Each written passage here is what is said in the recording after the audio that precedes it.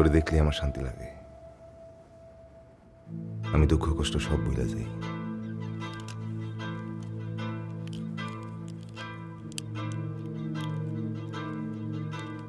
নে চশমা নে, তুই কিন্তু চশমাতেই সুন্দর, বুঝছস? আর কখনো ল্যান্স ট্যান্স পড়বি না, কখনো না। ভাত খাস নাই?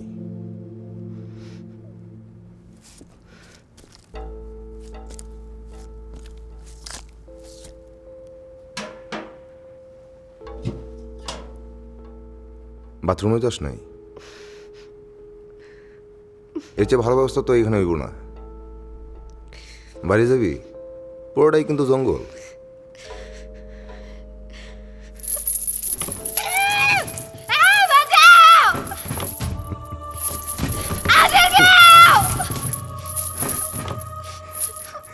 কেউ নাই, বাইরে পুরোটাই জঙ্গল।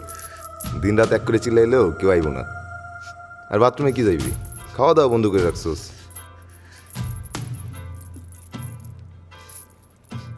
বাসি হয়ে গেছে খাবারটাকে, খাওয়া তো লাগবো না। খা, নেহা কর।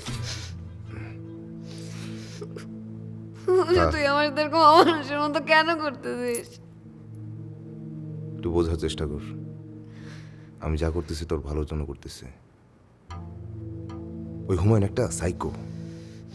হুমায়ুন সাইকো না, সাইকো তুই। না হলে বন্ধুদের সাথে কেউ এমন করে? কি করছিস? বেঁধে রাখছিস আমাকে এরকম করে কেউ বন্ধুদের সাথে? তুই কি কোনোদিন আমার বিশ্বাস করবি না?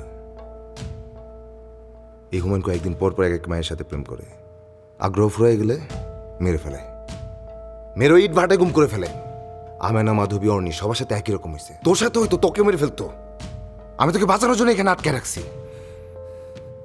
আমি তোর কোনো কথা বিশ্বাস করি না। বিশ্বাস কর না কর তোর ব্যাপার, আমি তো তোর লাশ দেখতে পারবো না। নিখা,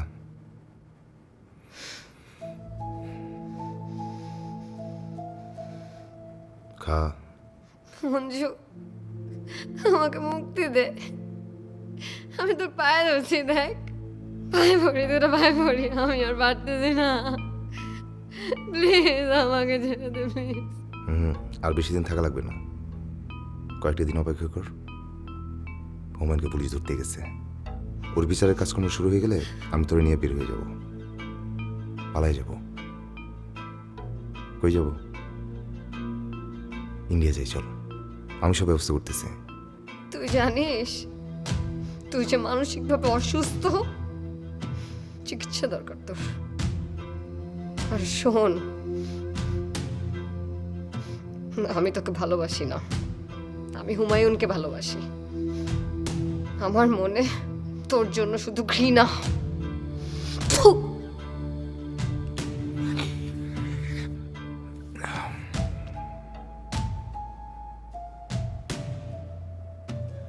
শোন,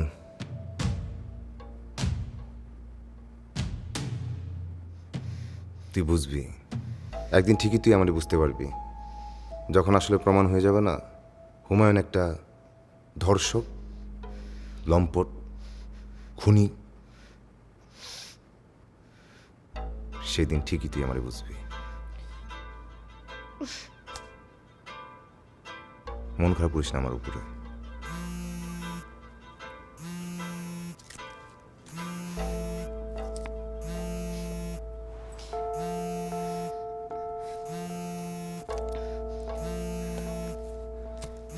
হ্যালো স্যার।